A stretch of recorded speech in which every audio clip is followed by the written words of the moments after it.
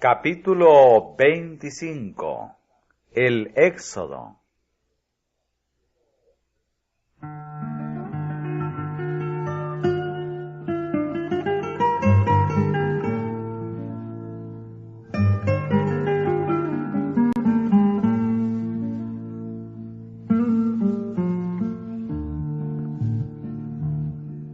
Con los lomos ceñidos, las sandalias calzadas y el bordón en la mano, el pueblo de Israel permanecía en silencio reverente y sin embargo expectante, aguardando que el mandato real les ordenara ponerse en marcha. Antes de llegar la mañana, ya estaban en camino. Durante el tiempo de las plagas, ya que la manifestación del poder de Dios había encendido la fe en los corazones de los siervos y había infundido terror en sus opresores, los israelitas se habían reunido poco a poco en Gosén. Y no obstante lo repentino de la huida, se habían tomado ya algunas medidas para la organización y dirección de la multitud durante la marcha, dividiéndola en compañías, bajo la dirección de un jefe cada una.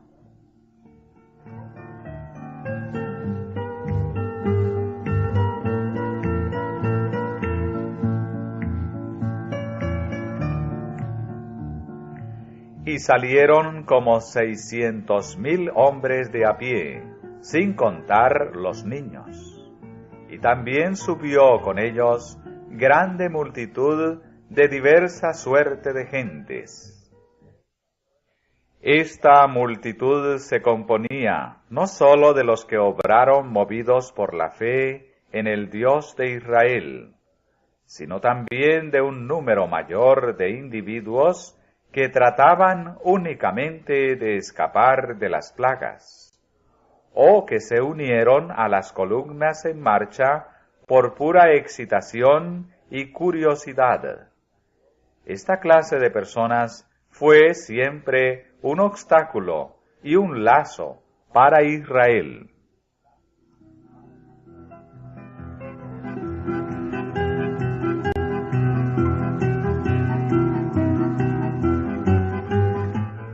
El pueblo llevó consigo también ovejas y ganados muy muchos. Estos eran propiedad de los israelitas, que nunca habían vendido sus posesiones al rey, como lo habían hecho los egipcios. Jacob y sus hijos habían llevado su ganado consigo a Egipto, y allí había aumentado grandemente. Antes de salir de Egipto, el pueblo, siguiendo las instrucciones de Moisés, exigió una remuneración por su trabajo que no le había sido pagado, y los egipcios estaban tan ansiosos de deshacerse de ellos que no les negaron lo pedido. Los esclavos se marcharon cargados del botín de sus opresores.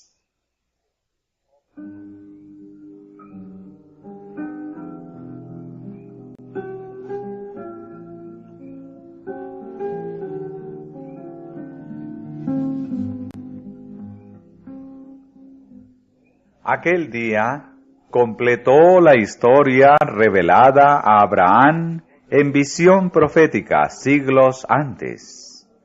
Ten por cierto que tu simiente será peregrina en tierra no suya, y servirá a los de allí, y serán por ellos afligidos 400 años. Mas también a la gente a quien servirán, juzgaré yo, y después de esto saldrán con grande riqueza. Se habían cumplido los 400 años.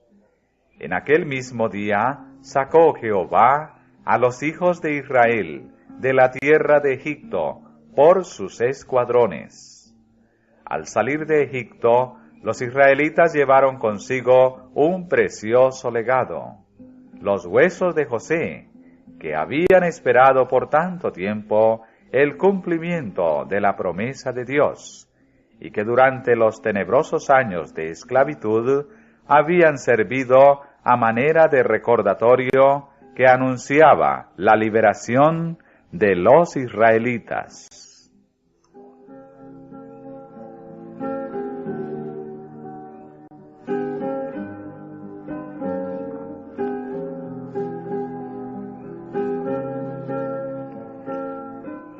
En vez de seguir la ruta directa hacia Canaán, que pasaba por el país de los filisteos, el Señor los dirigió hacia el sur, hacia las orillas del Mar Rojo, porque dijo Dios, que quizá no se arrepienta el pueblo cuando vieren la guerra y se vuelvan a Egipto.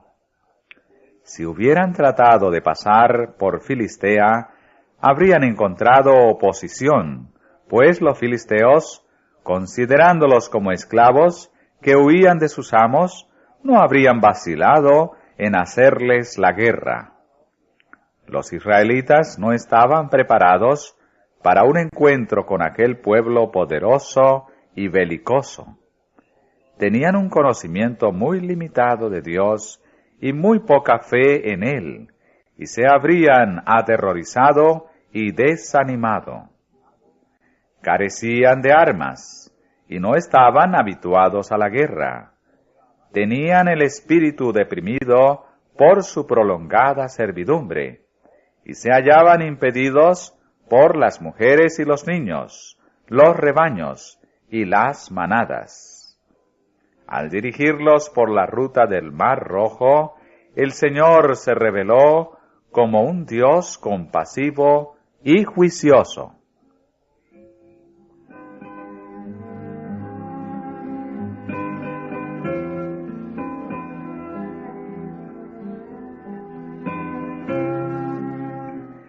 Y partidos de Sucot, asentaron campo en Etán, a la entrada del desierto. Y Jehová iba delante de ellos de día en una columna de nube, para guiarlos por el camino, y de noche en una columna de fuego para alumbrarles, a fin de que anduviesen de día y de noche. Nunca se partió de delante del pueblo la columna de nube de día, ni de noche la columna de fuego. El salmista dice, extendió una nube por cubierta, y fuego para alumbrar la noche. El estandarte de un invisible caudillo estaba siempre con ellos. Durante el día, la nube dirigía su camino, o se extendía como un dosel sobre la hueste.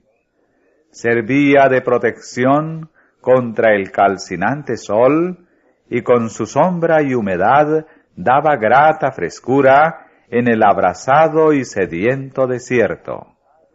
A la noche se convertía en una columna de fuego, que iluminaba el campamento y les aseguraba constantemente que la divina presencia estaba con ellos.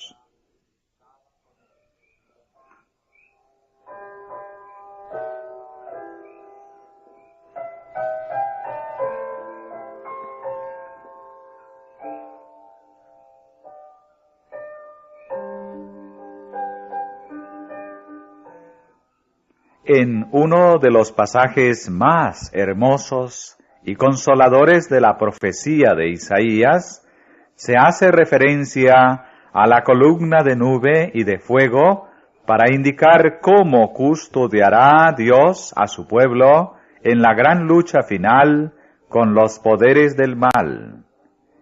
Y criará Jehová sobre toda la morada del monte de Sión, y sobre los lugares de sus convocaciones, nube y oscuridad de día, y de noche, resplandor de fuego que eche llamas, porque sobre toda gloria habrá cobertura, y habrá sombrajo para sombra contra el calor del día, para acogida y escondedero contra el turbión y contra el aguacero.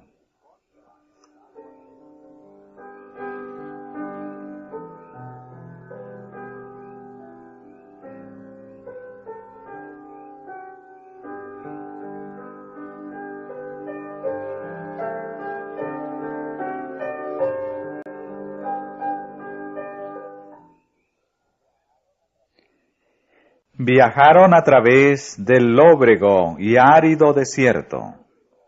Ya comenzaban a preguntarse a dónde los conduciría ese viaje. Ya estaban cansándose de aquella laboriosa ruta, y algunos principiaron a sentir el temor de una persecución de parte de los egipcios. Pero la nube continuaba avanzando, y ellos la seguían. Entonces el Señor indicó a Moisés que se desviara en dirección a un desfiladero rocoso para acampar junto al mar. Le reveló que Faraón los perseguiría, pero que Dios sería honrado por su liberación.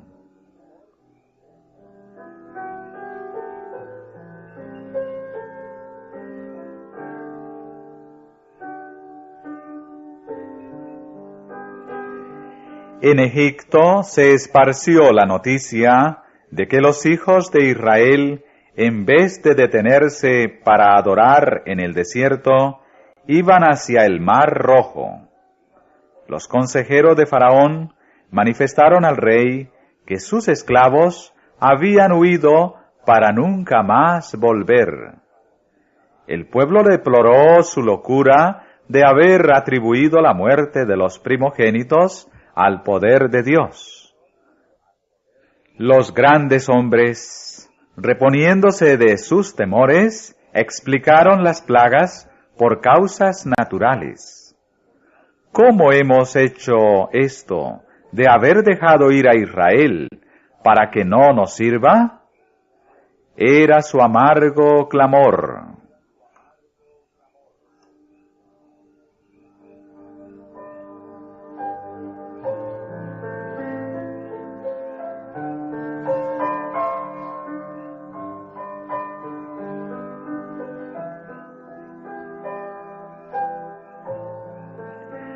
Faraón reunió sus fuerzas y tomó 600 carros escogidos y todos los carros de Egipto, y capitanes y soldados de caballería e infantería. El rey mismo, rodeado por los grandes de su reino, encabezaba el ejército. Para obtener el favor de los dioses y asegurar así el éxito de su empresa, los sacerdotes también los acompañaban. El rey estaba decidido a intimidar a los israelitas mediante un gran despliegue de poder. Los egipcios temían que su forzada sumisión al Dios de Israel los expusiese a la burla de las otras naciones. Pero si ahora salían con gran demostración de poder y traían de vuelta a los fugitivos, recuperarían su prestigio y también el servicio de sus esclavos.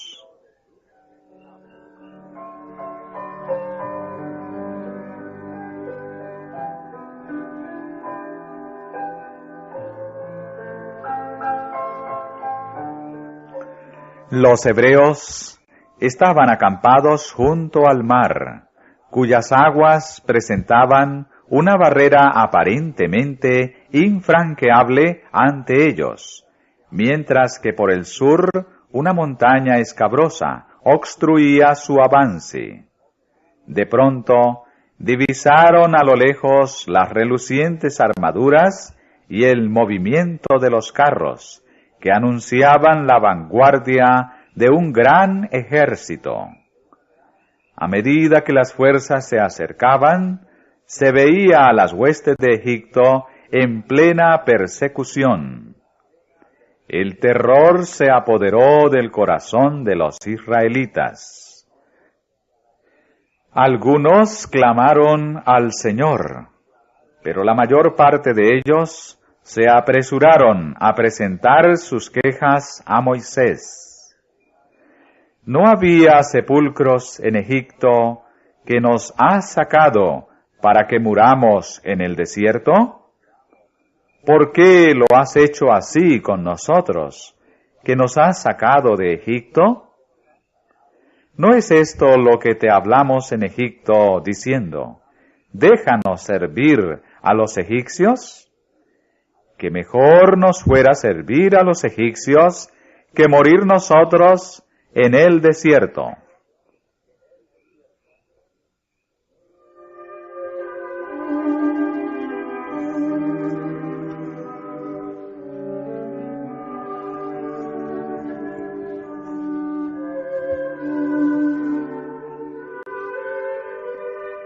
Moisés se turbó grandemente al ver que su pueblo manifestaba tan poca fe en Dios, a pesar de que repetidamente habían presenciado la manifestación de su poder en favor de ellos.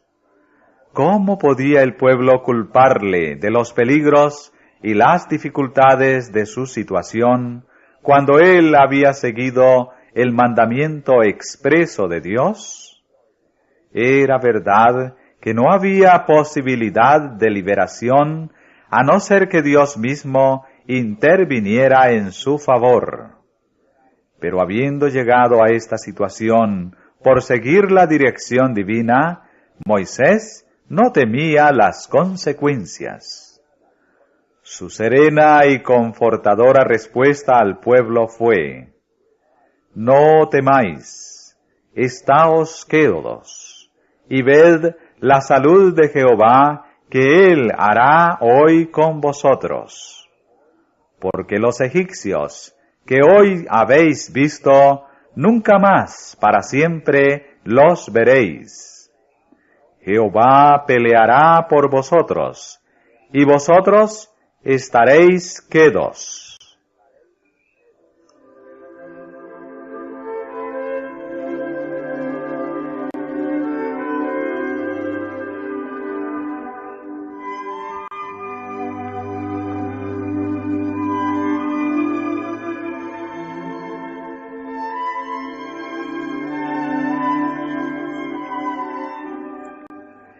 No era cosa fácil mantener a las huestes de Israel en actitud de espera ante el Señor. Faltándoles disciplina y dominio propio, se tornaron violentos e irrazonables. Esperaban caer pronto en manos de sus opresores, y sus gemidos y lamentaciones eran intensos y profundos. Habían seguido a la maravillosa columna de nube como a la señal de Dios que les ordenaba avanzar, pero ahora se preguntaban unos a otros si esa columna no presagiaría alguna calamidad, porque no los había dirigido al lado equivocado de la montaña hacia un desfiladero insalvable. Así, de acuerdo con su errada manera de pensar, el ángel del Señor parecía como el precursor de un desastre.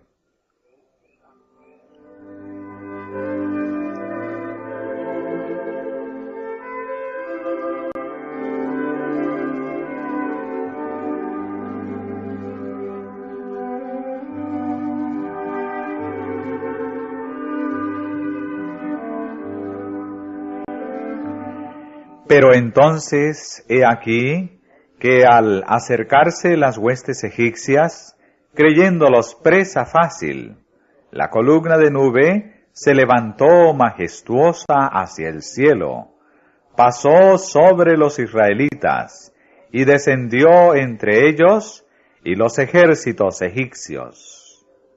Se interpuso como muralla de tinieblas entre los perseguidos y los perseguidores. Los egipcios ya no pudieron localizar el campamento de los hebreos y se vieron obligados a detenerse. Pero a medida que la oscuridad de la noche se espesaba, la muralla de nube se convirtió en una gran luz para los hebreos, inundando todo el campamento con un resplandor semejante a la luz del día. Entonces volvió la esperanza a los corazones de los israelitas. Moisés levantó su voz a Dios, y el Señor le dijo: ¿Por qué clamas a mí? Di a los hijos de Israel que marchen, y tú alza tu vara, y extiende tu mano sobre la mar, y divídela, y entren los hijos de Israel por medio de la mar en seco.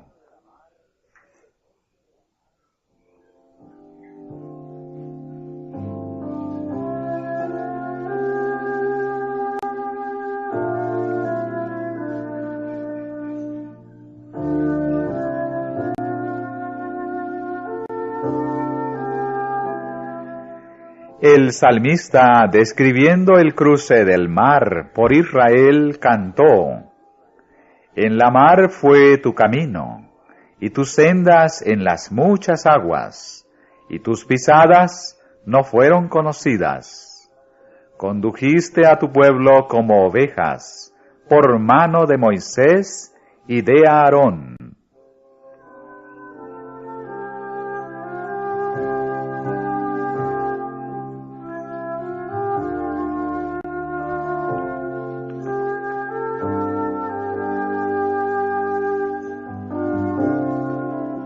Cuando Moisés extendió su vara, las aguas se dividieron, e Israel marchó en medio del mar, sobre tierra seca, mientras las aguas se mantenían como murallas a los lados. La luz de la columna de fuego de Dios brilló sobre las olas espumosas, y alumbró el camino cortado como un inmenso surco, a través de las aguas del mar, que se perdía en la oscuridad de la lejana playa.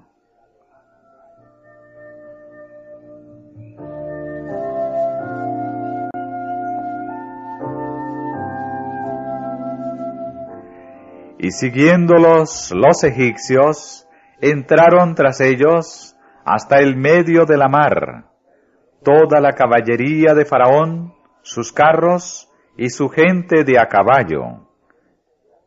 Y aconteció a la vela de la mañana que Jehová miró al campo de los egipcios desde la columna de fuego y nube, y perturbó el campo de los egipcios. La misteriosa nube se trocó en una columna de fuego ante sus ojos atónitos. Los truenos retumbaron, y los relámpagos centellearon. Las nubes echaron inundaciones de aguas, tronaron los cielos, y discurrieron tus rayos. Anduvo en derredor el sonido de tus truenos. Los relámpagos alumbraron el mundo. Estremecióse y tembló la tierra.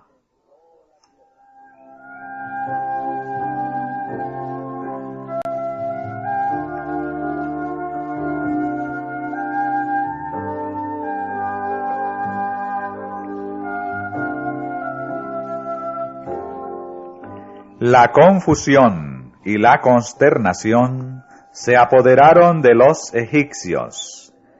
En medio de la ira de los elementos, en la cual oyeron la voz de un Dios airado, trataron de desandar su camino y huir hacia la orilla que habían dejado.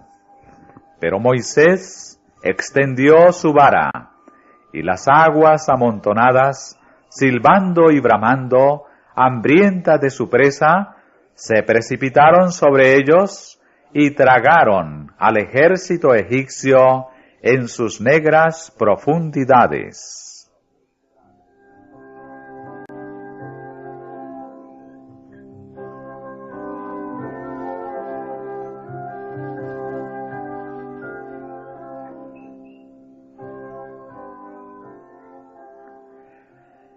Al despuntar el alba, las multitudes israelitas pudieron ver todo lo que quedaba de su poderoso enemigo. Cuerpos vestidos de corazas arrojados a la orilla. Una sola noche les había traído completa liberación del más terrible peligro. Aquella vasta y desamparada muchedumbre de esclavos no acostumbrados a la batalla, de mujeres, niños y ganado, que tenían el mar frente a ellos y los poderosos ejércitos de Egipto a sus espaldas, habían visto una senda abierta al través de las aguas, y sus enemigos derrotados en el momento en que esperaban el triunfo. Jehová solo los había libertado, y a él elevaron con fervor sus corazones agradecidos. Sus emociones encontraron expresión en cantos de alabanza. El Espíritu de Dios se posó sobre Moisés, el cual dirigió al pueblo en un triunfante himno de acción de gracias, el más antiguo y uno de los más sublimes que el hombre conoce.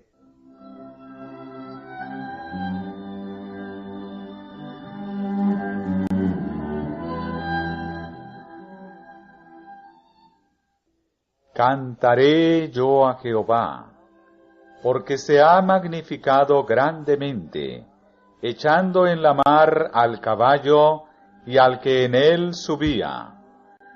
Jehová es mi fortaleza y mi canción, y hame sido por salud. Este es mi Dios, y a éste engrandeceré, Dios de mi Padre, y a éste ensalzaré. Jehová, varón de guerra, Jehová es su nombre. Los carros de Faraón y a su ejército echó en la mar, y sus escogidos príncipes fueron hundidos en el mar Bermejo. Los abismos los cubrieron, como piedra descendieron a los profundos. Tu diestra, oh Jehová, ha sido magnificada en fortaleza. Tu diestra, oh Jehová, ha quebrantado al enemigo. ¿Quién como tú, Jehová, entre los dioses? ¿Quién como tú, magnífico en santidad, terrible en loores, hacedor de maravillas? Condujiste en tu misericordia a este pueblo, al cual salvaste. Llevástelo con tu fortaleza a la habitación de tu santuario. Oiránlo los pueblos y temblarán. Caiga sobre ellos temblor y espanto. A la grandeza de tu brazo enmudezcan como una piedra, hasta que haya pasado tu pueblo, oh Jehová, hasta que haya pasado este pueblo que tú rescataste. Tú los introducirás y los plantarás en el monte de tu heredad, en el lugar de tu morada que tú has aparejado, oh Jehová.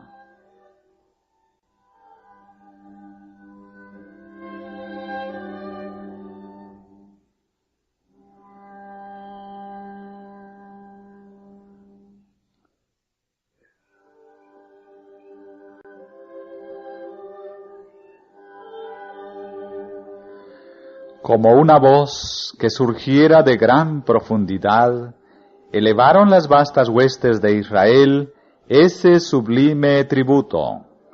Las mujeres israelitas también se unieron al coro. María, la hermana de Moisés, dirigió a los demás mientras cantaban con panderos y danzaban. En la lejanía del desierto y del mar resonaba el gozoso coro, y las montañas repetían el eco de las palabras de su alabanza. cantad a Jehová, porque en extremo se ha engrandecido.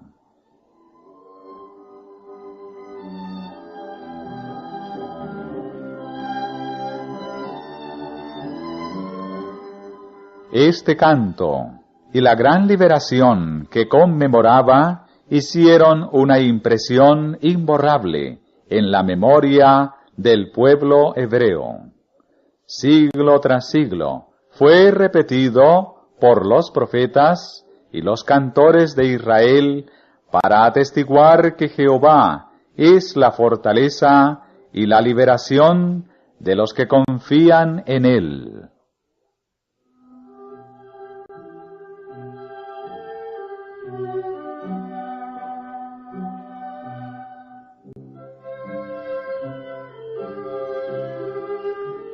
Ese canto no pertenece solo al pueblo judío. Indica la futura destrucción de todos los enemigos de la justicia y señala la victoria final del Israel de Dios. El profeta de Patmos vio la multitud vestida de blanco, los que habían alcanzado la victoria, que estaban sobre un mar de vidrio mezclado con fuego, teniendo las arpas de Dios, y cantan el cántico de Moisés, siervo de Dios, y el cántico del Cordero.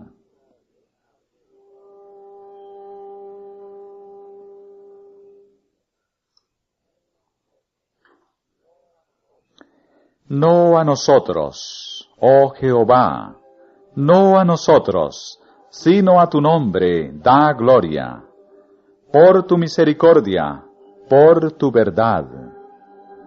Tal fue el espíritu que saturaba el canto de liberación de Israel, y es el espíritu que debe morar en el corazón de los que aman y temen a Dios. Al libertar nuestras almas de la esclavitud del pecado, Dios ha obrado para nosotros una liberación todavía mayor que la de los hebreos ante el Mar Rojo. Como la hueste hebrea, nosotros debemos alabar al Señor con nuestro corazón, nuestra alma y nuestra voz por sus maravillas para con los hijos de los hombres. Los que meditan en las grandes misericordias de Dios y no olvidan sus dones menores, se llenan de felicidad y cantan en sus corazones al Señor. Las bendiciones diarias que recibimos de la mano de Dios y sobre todo la muerte de Jesús para poner la felicidad y el cielo a nuestro alcance debieran ser objeto de constante gratitud.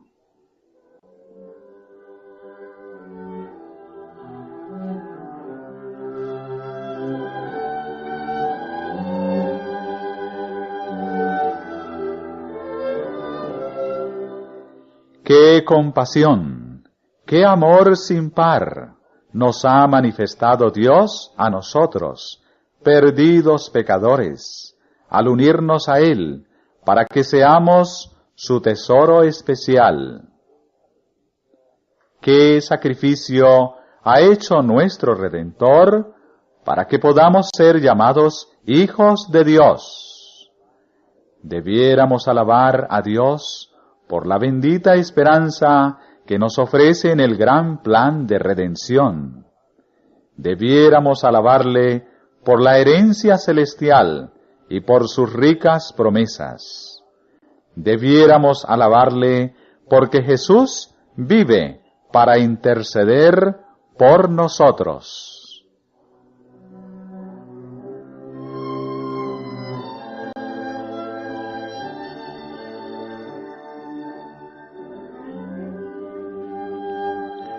El que sacrifica alabanza me honrará, dice el Señor. Todos los habitantes del cielo se unen para alabar a Dios. Aprendamos el canto de los ángeles ahora, para que podamos cantarlo cuando nos unamos a sus huestes resplandecientes. Digamos con el salmista: alabaré a Jehová en mi vida, cantaré salmos a mi Dios mientras viviere. Alábente los pueblos, oh Dios, todos los pueblos te alaben.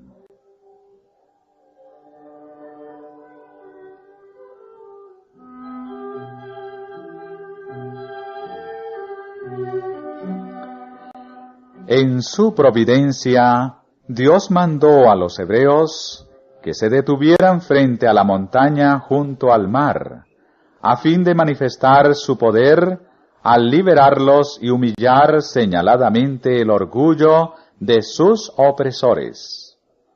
Hubiera podido salvarlos de cualquier otra forma, pero escogió este procedimiento para acrisolar la fe del pueblo y fortalecer su confianza en él. El pueblo estaba cansado y atemorizado. Sin embargo, si hubieran retrocedido cuando Moisés les ordenó avanzar, Dios no les habría abierto el camino. Fue por la fe como pasaron el mar Bermejo como por tierra seca. Al avanzar hasta el agua misma, demostraron creer la palabra de Dios dicha por Moisés. Hicieron todo lo que estaba a su alcance, y entonces el poderoso de Israel dividió la mar para abrir sendero para sus pies.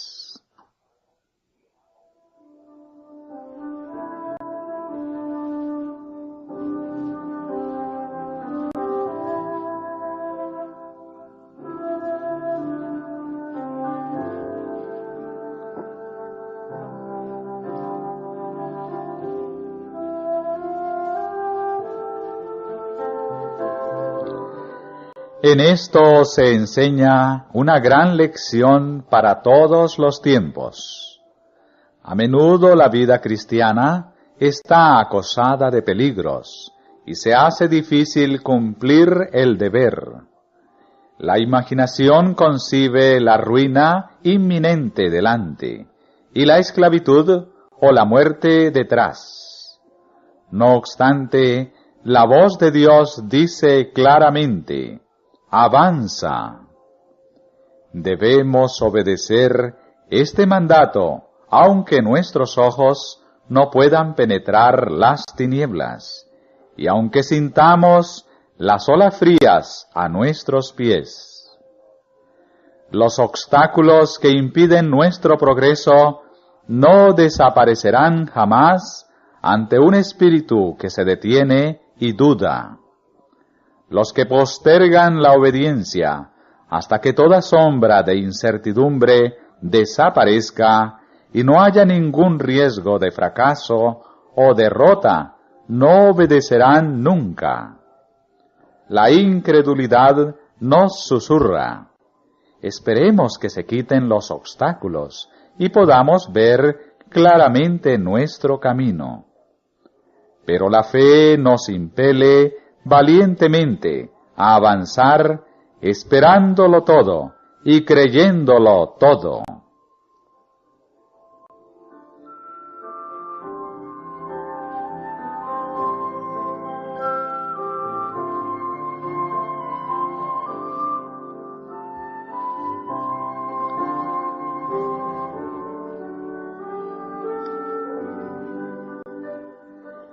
La nube que fue una muralla de tinieblas para los egipcios, fue para los hebreos un gran torrente de luz, que iluminó todo el campamento, derramando claridad sobre su sendero. Así las obras de la providencia acarrean a los incrédulos tinieblas y desesperación, mientras que para el alma creyente están llenas de luz y paz. El sendero por el cual Dios dirige nuestros pasos puede pasar por el desierto o por el mar, pero es un sendero seguro.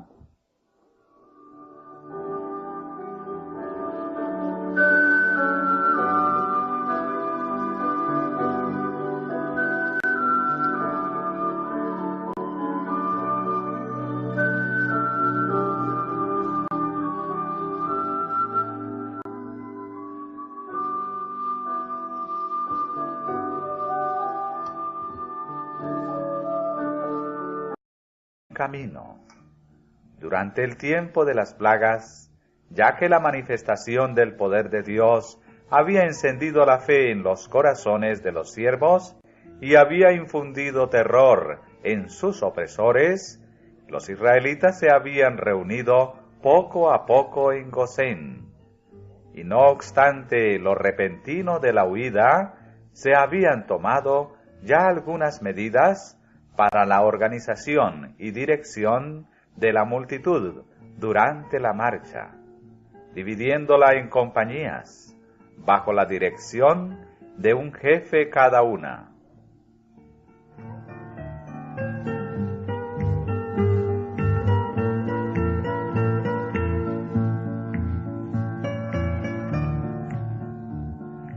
Y salieron como 600,000 hombres de a pie, sin contar los niños. Y también subió con ellos grande multitud de diversa suerte de gentes. Esta multitud se componía no sólo de los que obraron movidos por la fe en el Dios de Israel, sino también de un número mayor de individuos que trataban únicamente de escapar de las plagas, o que se unieron a las columnas en marcha por pura excitación y curiosidad. Esta clase de personas fue siempre un obstáculo y un lazo para Israel.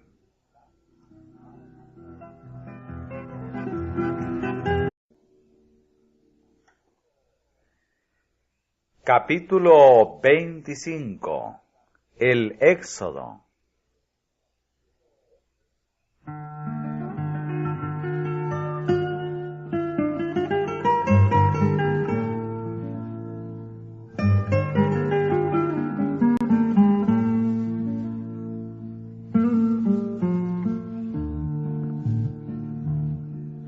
Con los lomos ceñidos, las sandalias calzadas y el bordón en la mano, el pueblo de Israel permanecía en silencio reverente y sin embargo expectante, aguardando que el mandato real les ordenara ponerse en marcha. Antes de llegar la mañana, ya estaban ellos que no les negaron lo pedido. Los esclavos se marcharon cargados del botín de sus opresores.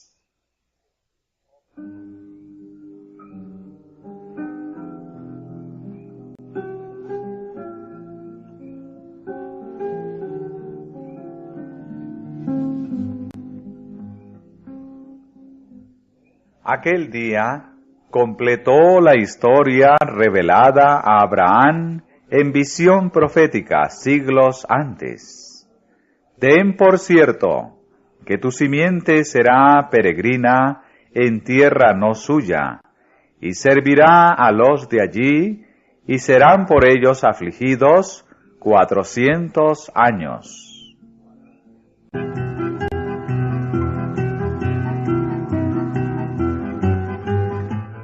El pueblo llevó consigo también ovejas y ganados muy muchos. Estos eran propiedad de los israelitas, que nunca habían vendido sus posesiones al rey, como lo habían hecho los egipcios. Jacob y sus hijos habían llevado su ganado consigo a Egipto, y allí había aumentado grandemente. Antes de salir de Egipto, el pueblo, siguiendo las instrucciones de Moisés, exigió una remuneración por su trabajo que no le había sido pagado. Y los egipcios estaban tan ansiosos de deshacerse de ellos